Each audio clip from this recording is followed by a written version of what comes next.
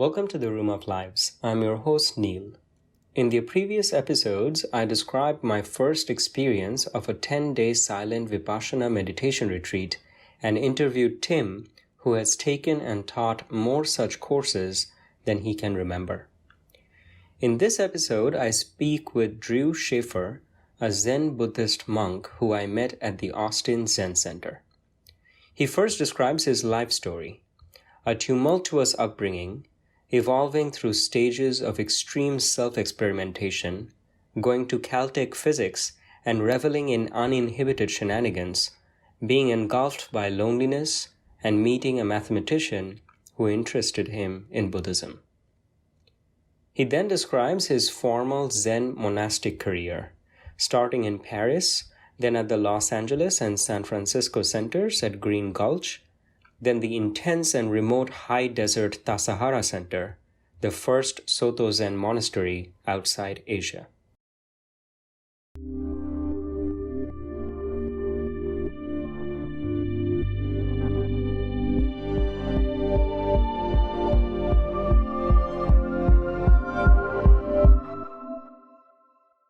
Let's start with a life story.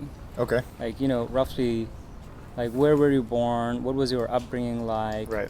Life trajectory. How did you eventually come into spiritual path / Buddhism / Zen Buddhism? That's a long story. Yeah. So I was born in San Antonio. My dad.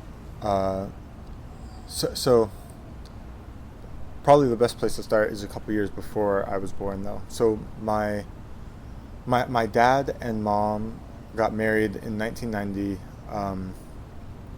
and my dad is from New York. He was raised as kind of like a very normal, liberal, secular Jew, and my mom grew up in Houston, and she had no really religious background at all, but from Christian kind of people originally, and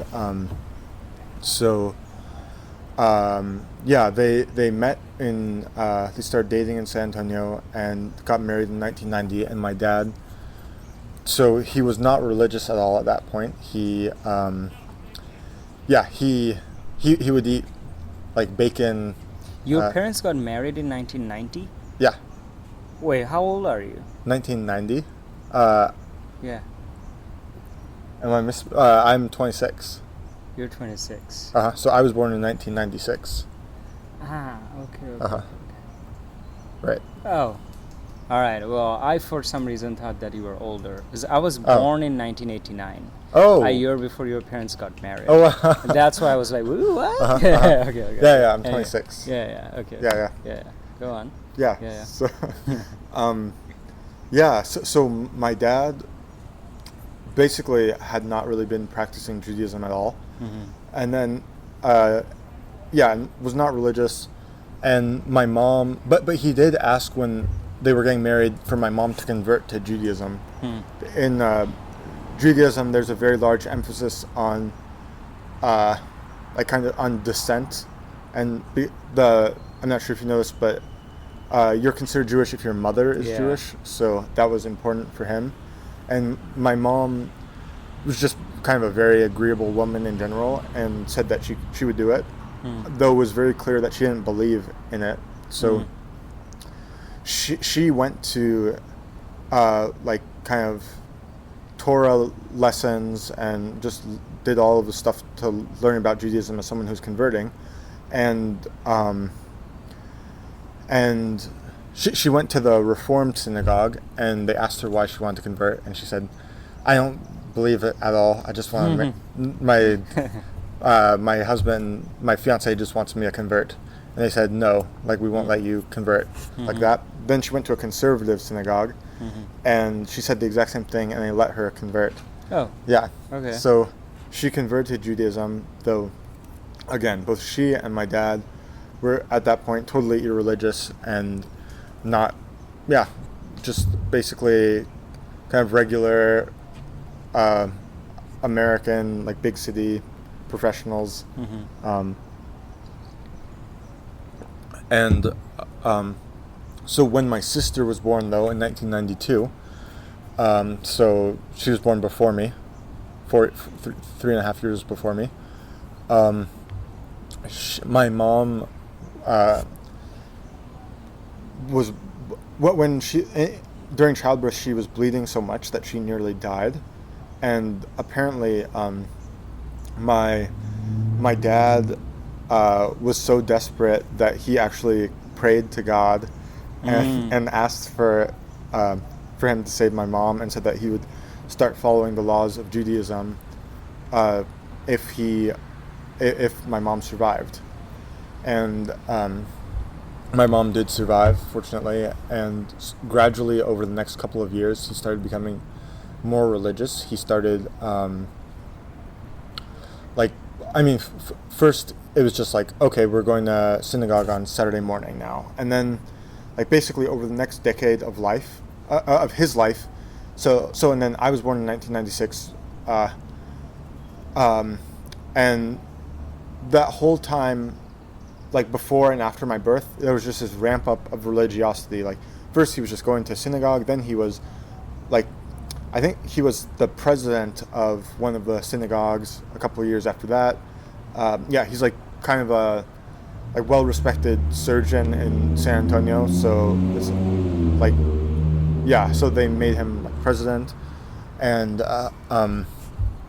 I remember like gradually when I was young, I just have these memories of him like gradually imposing one new rule after another. Like I remember one thing was that like one moment, all of a sudden the Pop-Tarts in my house disappeared. It was like, those are not allowed anymore because they're not kosher. Okay. And it was like, now I can't use electricity on Saturdays. And like these are like some of my earliest memories, like 3, 4, 5 years old, just this gradual kind of descent upon my life of all of these rules. And you didn't understand because you were a child. To you, it was just like rules. These are just rules. Yeah, I did not want them at all. I did not want any of these restrictions on my life to happen. But it was just kind of from my dad's my dad's imposition. And my mom, though, remained as uninterested in religion as she had always been.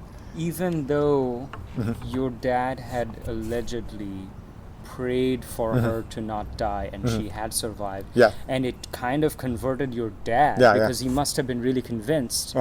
But your mom was like, whatever. Yes, that's correct. No, my mom was not interested in God at all the whole time. So she didn't quite believe, I guess, that it was your dad's prayer that had that effect, or even if it had, she was kind of ambivalent about it. That's correct. Yeah, I don't think my mom ever put any importance on that prayer.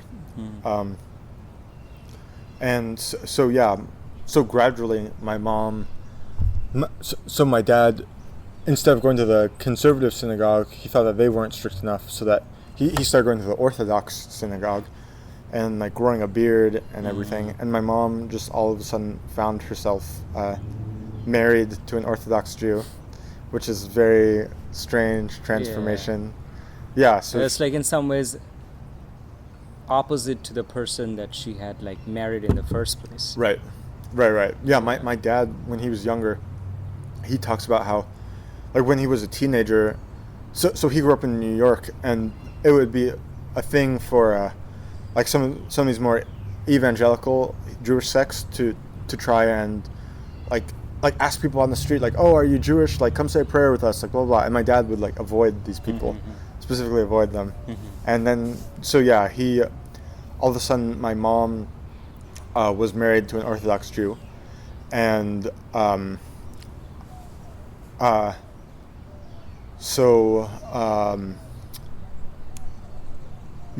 so she started divorce proceedings when I was 6 or 7. Whoa. And because my dad wanted me and my sister to start going to a religious school, and my mom did not want that to happen. and she just didn't want to have the lifestyle of the wife of a Hasidic Jew. So she divorced him when I was 7, I think, and from that point on, I had a split custody childhood so my mom, again, kind of being, in this instance, maybe even like too agreeable, I think. She just kind of said like, oh, we can do it 50-50. So it's kind of ironic that the thing that kind of triggered your dad to start becoming more religiously Jewish was because of how deeply he wanted his wife to like be alive and survive, but ultimately this religiosity created this gulf. Right. Man, how there's just like a kind of weird like paradox there.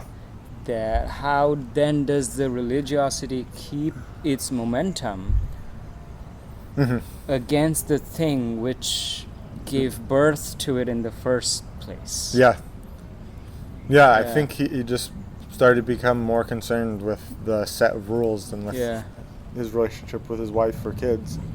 And so he was ultimately fine. He chose to stay religious rather than keep things going with my mom. And so I had a split custody childhood in which 50% of the time I was at my mom's house, 50% at my dad's house. It was they actually did it so every other day I switched houses. Like, wow. Yeah. That's a lot. I know.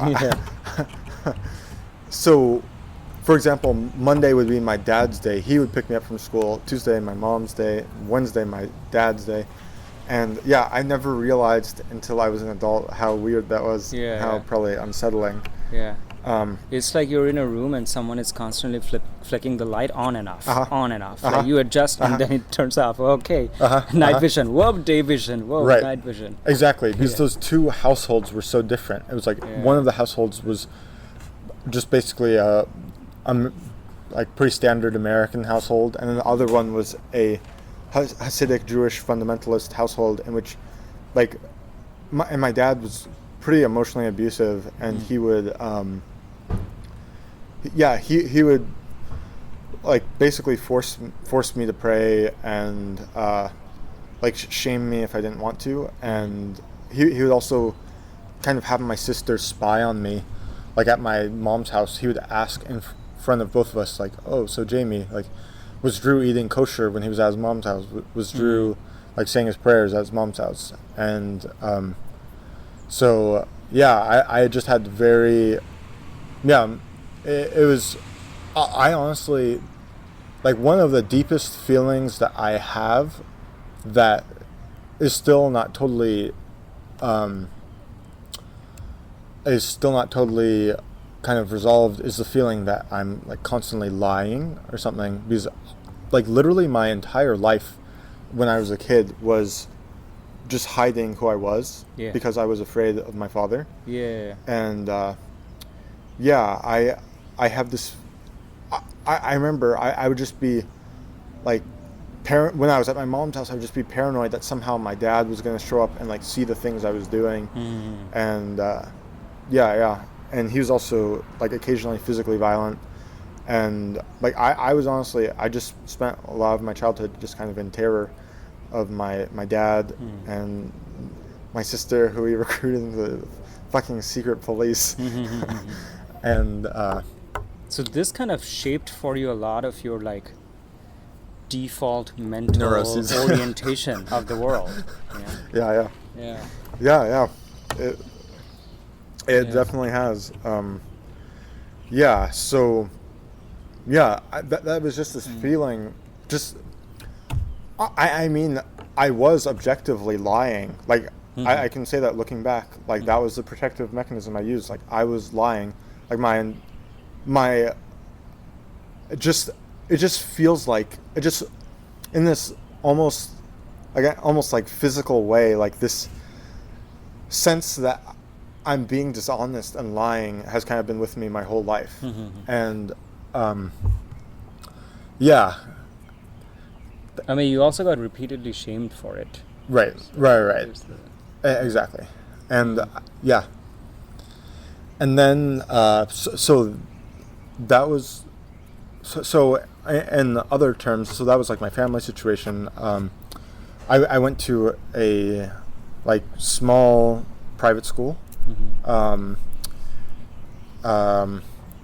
Yeah, and well, I don't really have much to say about that at this moment, but so one of the first moments that I also view as kind of pivotal as to kind of the start of my spiritual consciousness. So shortly after my parents got divorced, maybe within the next year or something, my stepdad came into my life, and he had known my mom since elementary school. They'd known each other for like 40 years and went to prom together even. Oh, okay. So they had a long relationship. And he had somewhat of a philosophical bent, and he's a computer scientist. Like he had worked at NASA as well. He like very interested in kind of math and philosophy, computer science. A lot of people, this may be relevant later on, so I might mention it now. So like a lot of people in my family have like scientific careers. Like my grandpa, my grandpa moved the family of my mom to Houston because they were working at NASA. Like he helped work on the prototypes of the spacesuit that was used in the Gemini and Apollo missions. And my step grandpa was an electrical engineer with NASA, and my stepdad was a computer scientist with NASA. So yeah, just very strong, hard science oriented background. And my stepdad Jack was kind of more curious side, like not just going for like the applications, more interested in sort of philosophical side of these things. And he very strongly encouraged me. So when I was 12, I was totally open with my mom and Jack that I did not want to keep practicing Judaism. I didn't want to keep pretending like I wanted to. Like I just wanted to be done with it and like not have it part of my life. And so he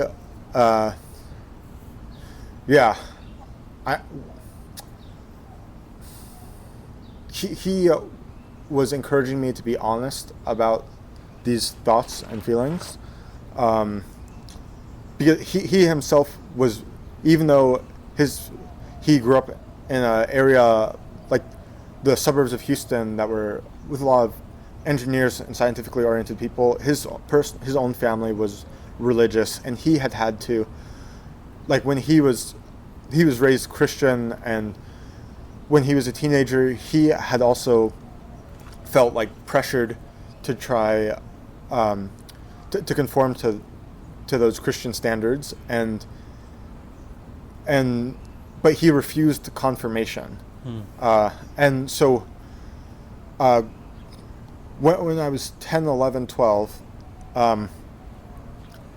he was talking to me about this and encouraging me to kind of take a stand in that same way. And an opportunity came up when I was 12 years old because of, are you familiar with what bar-mitzvah is? Yeah, it's like some kind of a coming-of-age. Right.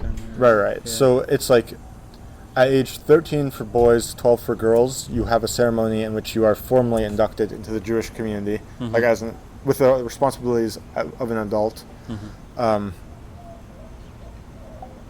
So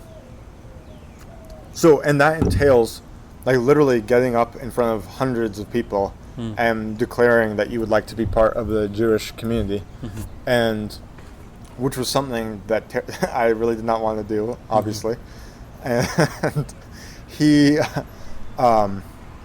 so that event was coming up, and also my dad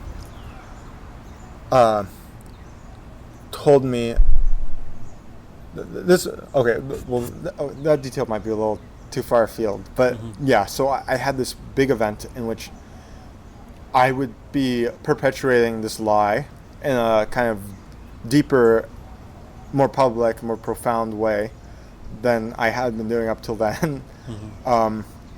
So I, yeah, and it was honestly one of the most difficult things I've done in my life. I actually had to have my mom tell him first. So she told my dad that I did not want to have a bar mitzvah. I had her tell him because I was afraid if I were alone, he would literally beat me up or something. And so she told him first when they two were alone, and then of course the next time I went to his house, like we had a conversation in which he basically he literally told me like I've never been so disappointed in my life. Yeah, and basically he still tried to force me to do all the prayers and everything, but I refused to.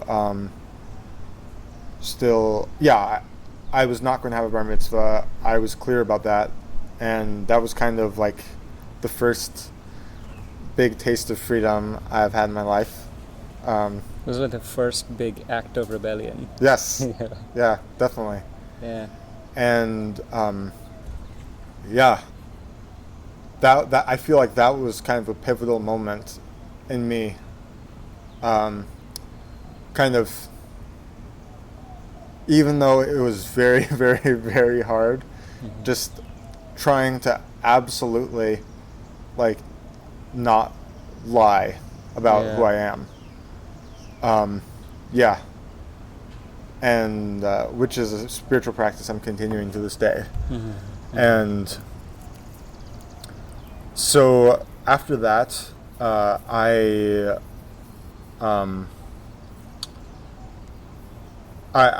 barely spoke to my dad for the next 10 years. I started living with my mom full time, and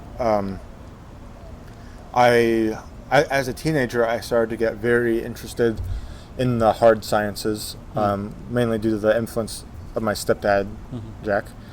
And I was raised in the belief that kind of again, coming from this background of so many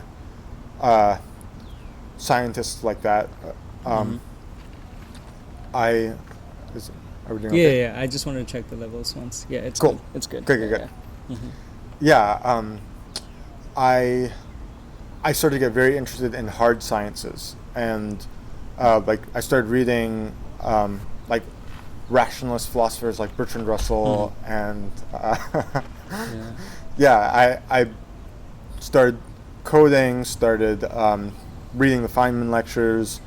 This was what I was up to as a teenager, and became very, very kind of fundamentalist about the sciences, like thought that literature and spirituality were complete bullshit.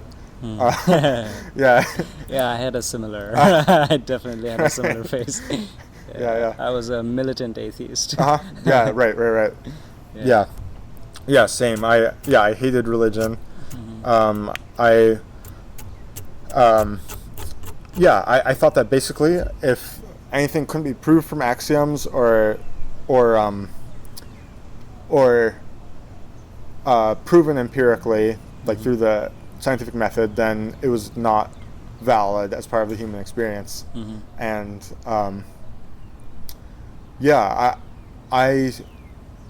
I even went so far as to try to apply these ideas to human affairs and like kind of axiomatize my life, and I kind of became very neurotic. I started I kept a schedule of what I was doing with my time in 15-minute blocks. Like I would check off, like I spent these 15 minutes like reading these 15 minutes, like talking to friends or whatever, just trying to somehow like basically treat myself like a machine and try to optimize my life, which now seems like incredible folly, but that's what I was doing as a 15-year-old. I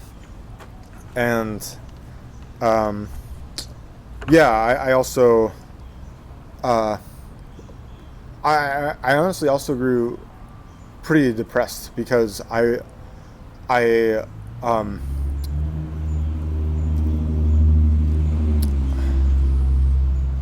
So in the quest for kind of axioms about how to live my life, I boiled them down to just a few, and basically the main one, or kind of the most motivating one, being like I am not more important than other people. Like all human lives are kind of equally valid and important. Is there any chance you know the philosopher Peter Singer? Who I've heard of his name. Right. He's most famous for the book Animal Liberation in the 70s. Okay. And he also wrote another essay called Famine, Affluence, and Morality during the 70s when there was a large famine in Bangladesh. And he basically wrote, like, drawing kind of very rationally and straightforwardly from that same principle of the equality of human life, that like given if you're a Westerner, you have so little you have so much disposable income that could be like donated to save people in these poor countries. Like if you actually, instead of buying a coffee, donated $5 of your money to like, I don't know, Doctors Without Borders or like Oxfam or someone like that, like they could actually legitimately save people's lives, vaccinate people, or give people like vitamins, or help provide clean drinking water. So and so basically his conclusion was that if you are not giving them that money, then it's basically rationally equivalent to killing them, because your action of not giving them that money is making a difference between someone living and dying, so therefore that's the same as killing them. And I believed that. And just had a lot of guilt, and just these I was just engaging in all of these forms of so all of the ways in which I was engaging with these questions of human ethics were basically from the point of view of treating myself like a machine without feelings. And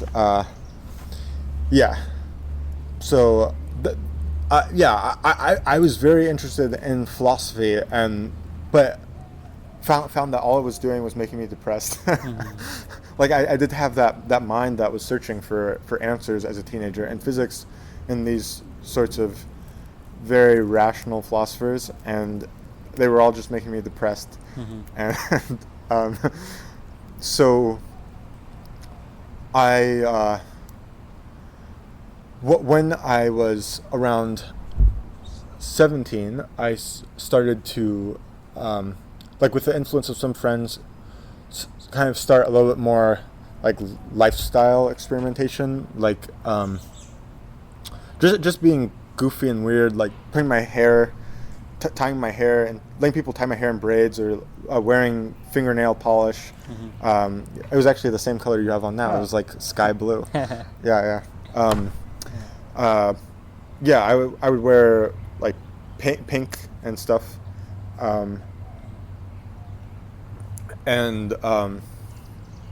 I just felt so one of the kind of more positive sides of that rationalistic worldview I had was I think that it was supportive of some of my experimentation, like just kind of viewing the arbitrariness of human culture helped me to that encouraged me to feel comfortable stepping beyond those boundaries a lot. And I think that was a genuine source of growth, or that it supported, along with the other negative patterns. And so that kind of started in high school.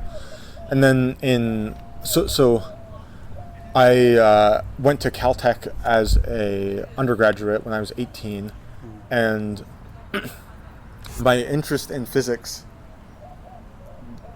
So I had come to physics thinking like, okay, this is the most important, most fundamental thing that a human can do with their mind. And when I actually got to college, though, these sorts of lifestyle experimentations started to grow in importance relative to the academics. And so, I was very lucky because Caltech, the residential system is divided into 8 houses that you stay with all 4 years, and they have like very distinct personalities and are very very cohesive. So you're in there with as a freshman, you're in there with sophomores, juniors, and seniors who are all kind of working together to create this kind of insular house culture, which kind of allows it to be more intense in that way. And so the house I was part of was called Ricketts, and we it was kind of like the anarchist, like loud music, just like people would like just smash beer bottles against the walls. It was a Spanish style building, and there was a big brick courtyard in the middle, and people would do things like soak tennis balls in gasoline while drunk, and just kind of hit them around with tennis rackets, and they'd like leave puddles of flame when they bounced. And we also did some other things, like this one skit for the new students week in the beginning of the year.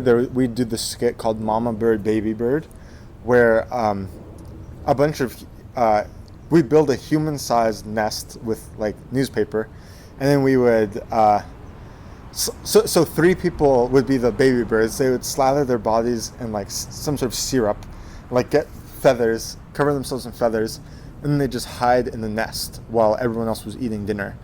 And then in the middle of dinner, the mama bird would come in, and the baby birds, again like covered it in feathers, and the baby birds would like jump out of the nest, and whatever was for dinner that night, the mama bird would like chew it up and spit it in each of our mouths.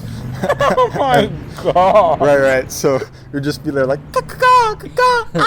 and then whoever it was would come over and chew up some pasta and then spit it into your mouth. Because I don't know, just joy. Oh my god. Yeah. That really strongly resonated with me. Like that.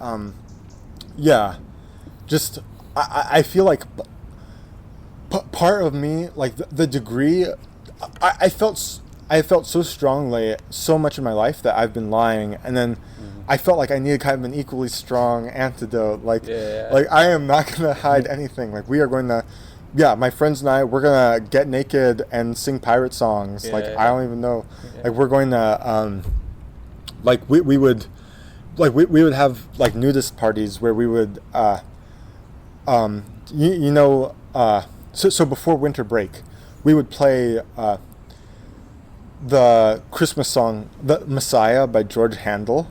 And so we'd just all be naked, like very drunk, and just singing like "Hallelujah, Hallelujah." Just all of these joyful, just crazy things. And like another one that we did, my friend Willis and I, we did this. So our Ricketts hosted open mic nights, in which that was like the focus of a lot of these weird events. And one time we did this thing called the circumnavigation of Drew, in which he sat on my friend Willis sat on my shoulders, and then me just standing there, he would climb like around my body through my legs and totally circumnavigate me. While just you're like still standing. exactly, just me just standing still, and he just goes like whoop, under the legs. Like you can see the audience sees like, oh, his like head sticks out from under my balls, and like gets a laugh. Yeah. It was just this very a lot of focus. That's actually gymnastically very impressive too. It is. Yeah. It is. It's not easy. Yeah. There's a little sugar on the bottom of my drink, and I'm trying to dissolve it so I can drink it up. There we go. So yeah, it honestly felt to me like that was kind of honestly a spiritual path. It was But- kind of like a liberation experiment It- from Yeah, it was. yeah. Yeah. I still to this day, like, I feel totally fine being naked in front of whoever. Yeah. It was just a way to, we were just very joyful and happy-go-lucky about it. Like we were just happy to include people, and people loved it, especially in that setting of the house culture where like you know each other, and everyone just loved it, loved having all of these weird, goofy things happening throughout our community, and it was just a really positive way to make connections, and I kind of viewed that as at that point. So for college, that was like my main spiritual path. Like I'm just going to go beyond the boundaries, like every boundary. Like as long as I'm not hurting another person, like there's no reason why I should not feel comfortable doing it. And that was my line of thought, which I still somewhat sympathize with. And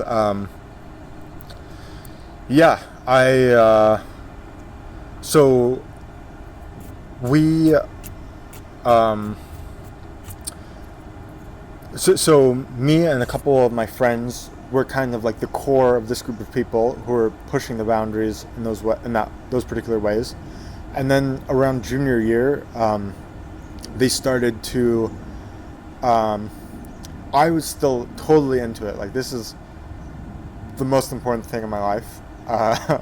And so the two other friends who were doing it with me, Eric and Willis, Eric kind of got a pretty serious girlfriend. So he kind of became a lot less available for these sorts of things. And then my friend Willis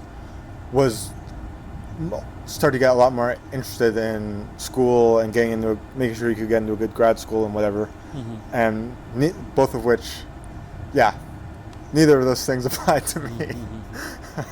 And so I honestly felt kind of abandoned, and like we were just very close, and just so many different like weird things, like naked dance parties, like just showing up like in our underwear, like anywhere across campus. Like we just do all these things together, like we just knew that we had each other to do it with, and we were okay because of that. And then so around junior year, they started withdrawing in their own ways from these sorts of activities, and I at a certain point started getting very bitter. Like they don't see how important this is. Like this is like the true spiritual path of like liberating ourselves from the boundaries of our ego. And they don't understand how important it is, and I'm going to keep going, and I don't care if anyone understands it or not. Like I'm just going to keep being me. And like people, part of it is like people did give me recognition for doing these sorts of things. Like I had people tell me like Drew, like you are a legend. Like I literally had someone tell me once, like you are you are a god. Like people were very. It was like a kind of a big deal. I was like a minor celebrity almost. People I had never met before would tell me about like how crazy I was and like how amazing it was. And I started to get honestly a very big head about it and started to feel very arrogant that I was just more liberated than other people. And around the time that that those two friends kind of fell away, I also had a very brief and intense like kind of infatuation with a girl who was also very, very who when I first met her, it felt like she was like the only one who could match my energy. She was like just fiery, like just loud, physically intense. Like within actual minutes of meeting each other, we sorry mosquito, I just killed something. Within actual minutes of meeting each other, we were like kind of wrestling each other almost. Like she was literally, I think, like a gold medal in some form of karate or something. Not like Olympics, but like the national thing. It was just this very. I just felt like I had this very intense energy that no one could match, and then she was kind of the first person in my life, it seemed, who could match that. And I became like in the space of literally 1 week, I became obsessed with her. Yeah. And then there came a point though when I asked her out on a date, and she I kind of made us a picnic, and she just kind of unleashed how much negativity just was like exploding from her insides. Like she was just such towards you in particular, or in general? In general, but also including towards me. Like she had all of that energy that she had was kind of just like rotting inside of her, just stale, just frustration and rage just built up to an enormous degree. And that's kind of what was propelling her to be so frantically energetic. Yeah, so it seemed like you had kind of perceived the intensity, but you had like called it too soon. You hadn't really seen, what is the nature of this intensity? Where is it coming from? Exactly. And I was just shocked to see how much just kind of built up hatred she had inside of her. And so that didn't work out. And like all of these different things combined, just the amount of praise I got from other people, and the way that these other people who I thought could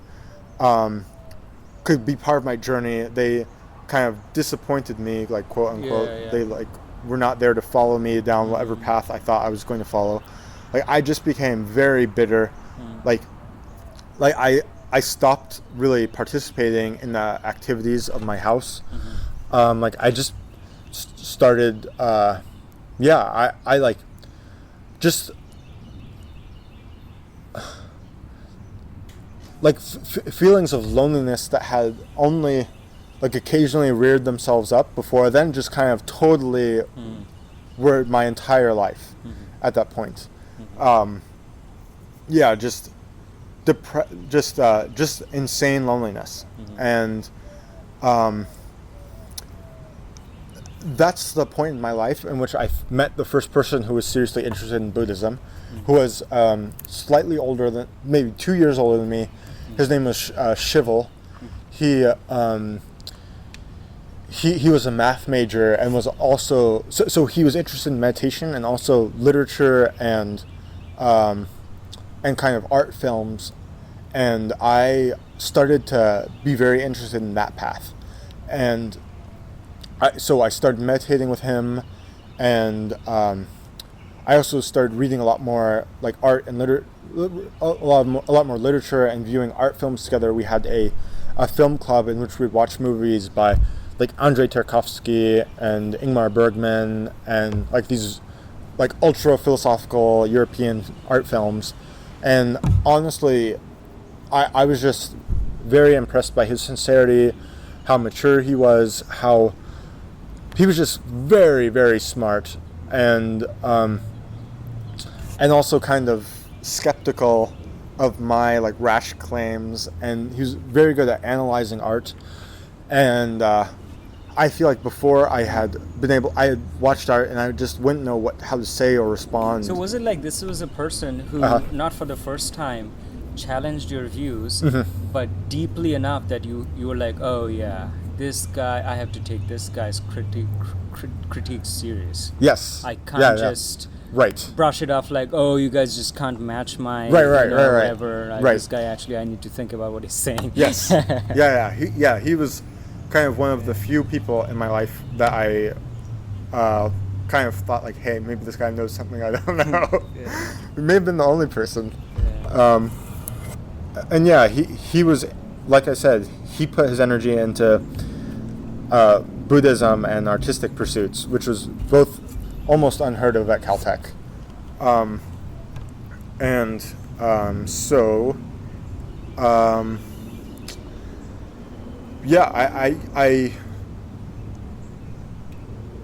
I started reading, the first Zen book I read was The Way of Zen by Alan Watts, and somehow the way Alan Watts was able to put it,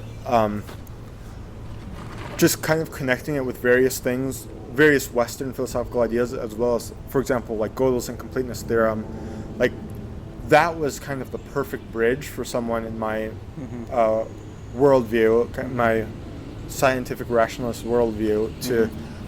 Was Alan Watts also originally Jewish? Do you know? I have not heard that, and Watts does not seem like a Jewish name to me. Yeah, that's true. The reason I ask is that many of this kind of Western, more like rationalist / secular people who brought different flavors of Buddhism to the West were like originally Jewish, and like there's this word for them called like Jew-boos. And my foray into spirituality actually also happened through one person in particular. He was Sam Harris. I read one of his books, and then I learned a little bit more about this Jew people, and that a lot of Jewish people seem to find resonance with Buddhism. And a lot of them are the ones who kind of popularized it in the West. So anyway, but yeah, so you read Alan Watts.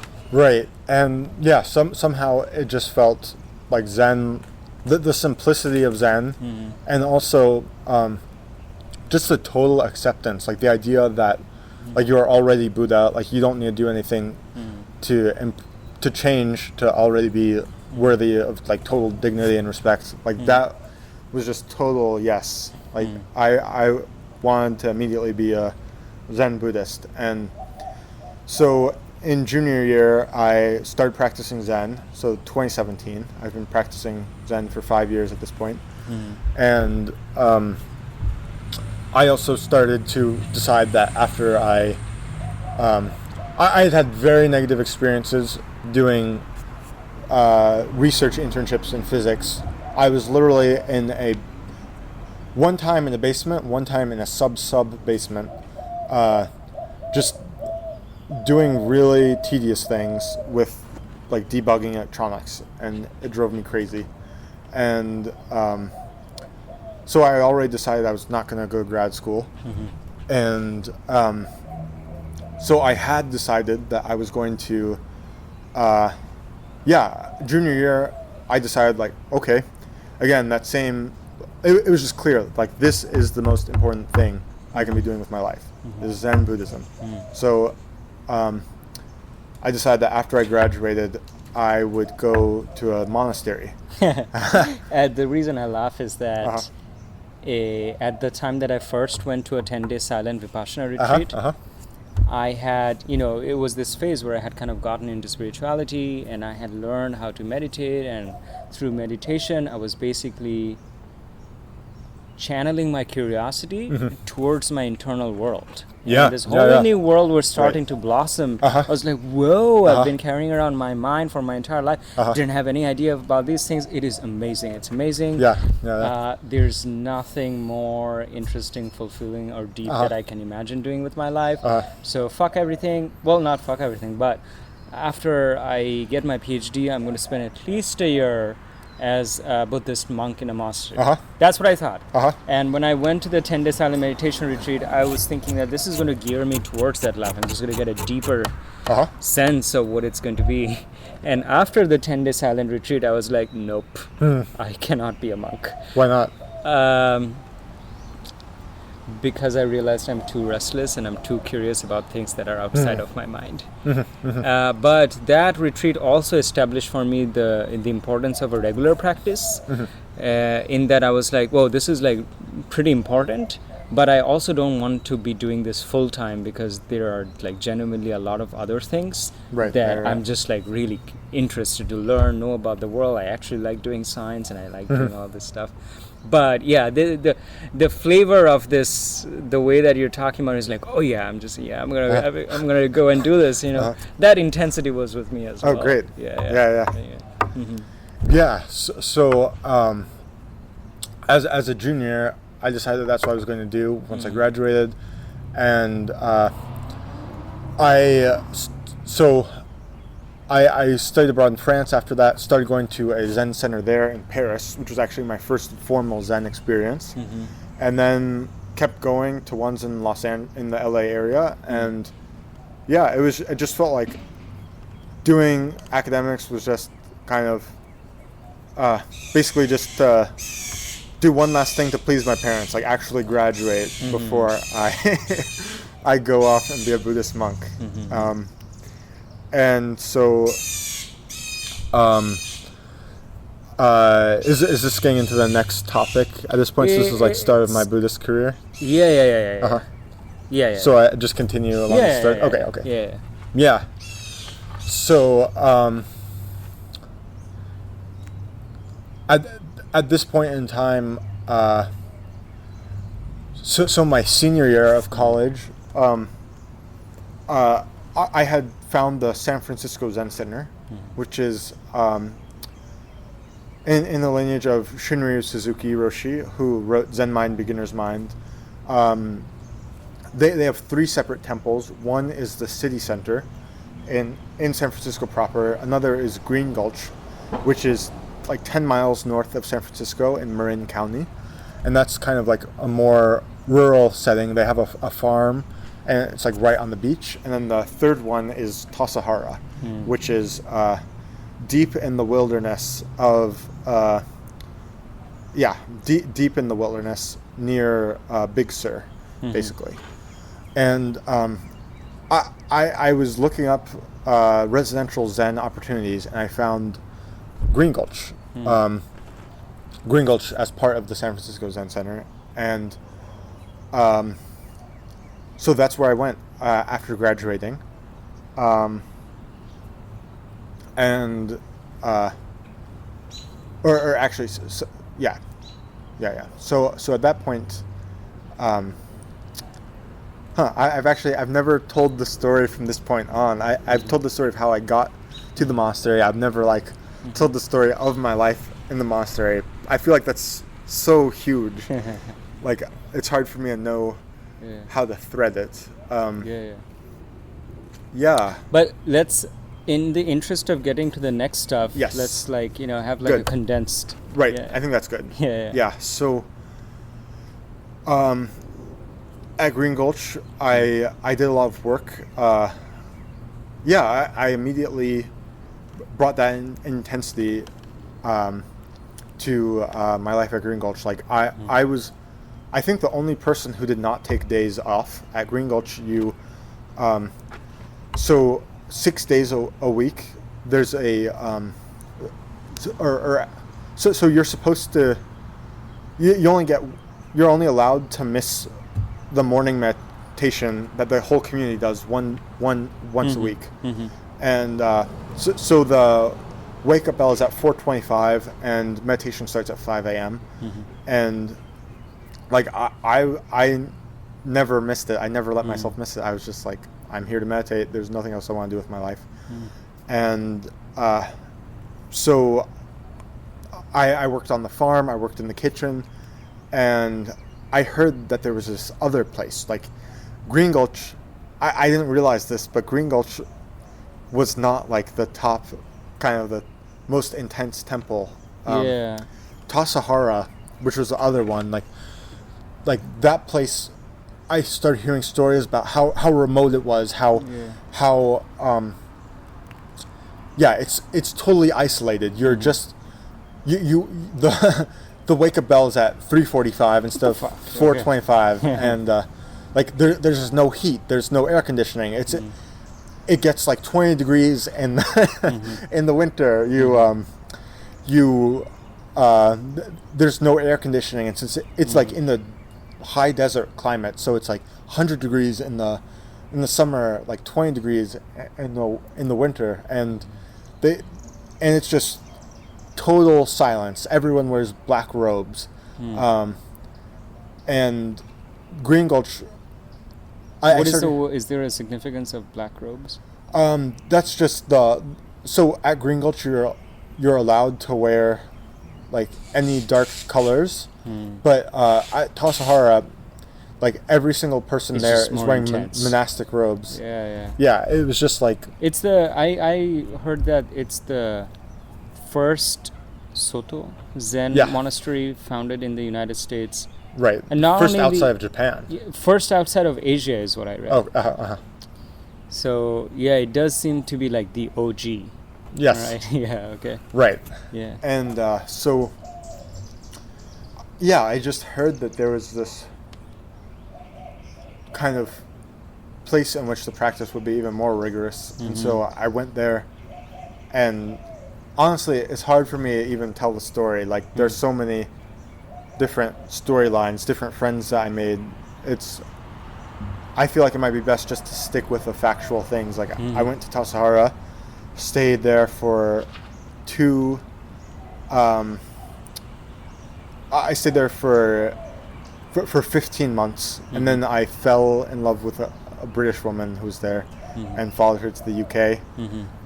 That was during COVID, and we, I could literally talk about that for hours. Yeah. So I see. Maybe and was it required for you guys to be silent at that monastery? So there's one week every month is a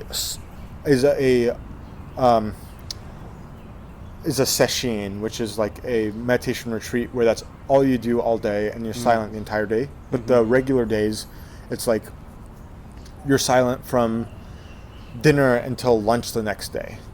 Okay. So you can socialize like between lunch and dinner, and it's still a lot of silence though. Okay, cool. Yeah. So and then also you get one day off every 5 days in which you can talk. I see. Unlimited. So I think this is like a good sort of like ending point to the life story and career in Buddhism. Yeah. Thanks for joining us today in the Room of Lives. In the next episode, Drew and I talk about Zen Buddhism and how the path relates to many aspects of our life, emotions, habits, and sexuality.